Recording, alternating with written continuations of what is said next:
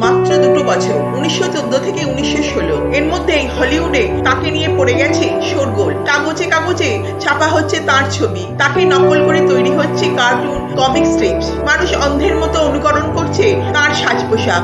তাকে দেখবার জন্য রাস্তায় রাস্তায় উন্মত্ত জনতার ভিড়। 1916তে রোজগার গিয়ে দাঁড়িয়েছে বছরে $7,200 থেকে $6,70,000। 1918 হলো $1 মিলিয়ন। লস অ্যাঞ্জেলেসে 5 একর জমির ওপর তৈরি হলো তার নিজস্ব স্টুডিও। 1914 থেকে 1977 মৃত্যুর আগে পর্যন্ত করেছেন 81খানা ছবিতে অভিনয়। আমেরিকার টাইম ম্যাগাজিনের কভারে ছাপা হলো তার ছবি। ফিল্ম ক্রিটিক্সরাও মানতে বাধ্য হলেন তিনি সাধারণ কমেডিয়ান নন। কমেডির সঙ্গে নিখুঁত কৌশলের সঙ্গে তিনি মিলিয়েছেন তার অফুরন্ত কল্পনা শক্তিকে। কেমন করে জীবনের চলার পথে ঘটা নিতান্ত তুচ্ছাতি তুচ্ছ ঘটনার মধ্যে থেকেও হাস্যরস টেনে বার করা যায়, তার মূর্ত প্রতিমূর্তি হলেন যিনি, তার নাম চার্লি চ্যাপলিন।